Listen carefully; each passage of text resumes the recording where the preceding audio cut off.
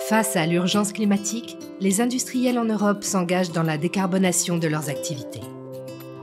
Sur le bassin industriel de l'axe Seine en Normandie, les raffineries TotalEnergies et Esso ont besoin de grandes quantités d'hydrogène pour désulfurer leur carburant. Air Liquide produit sur ce bassin de l'hydrogène à partir de gaz naturel depuis près de 20 ans.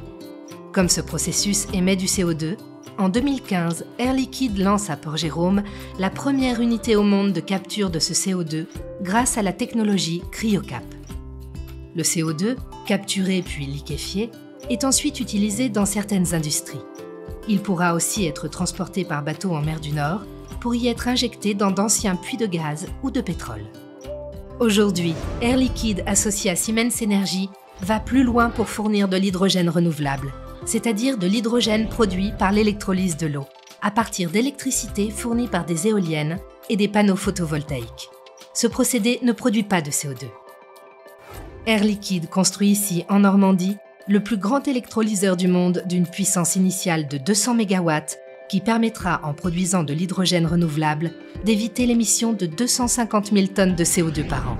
Cet électrolyseur s'appuie sur la technologie d'électrolyse à membrane échangeuse de protons. Le courant électrique sépare les molécules d'eau. Les molécules d'oxygène sont libérées, tandis que les atomes d'hydrogène traversent une membrane. Associés à des électrons, ils forment des molécules de dihydrogène.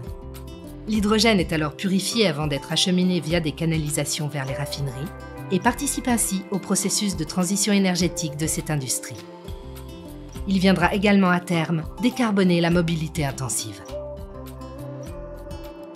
Air Liquide, fort de ses 50 ans d'expertise dans la production, le transport et la distribution de l'hydrogène, est donc tout naturellement un acteur majeur de la transition énergétique.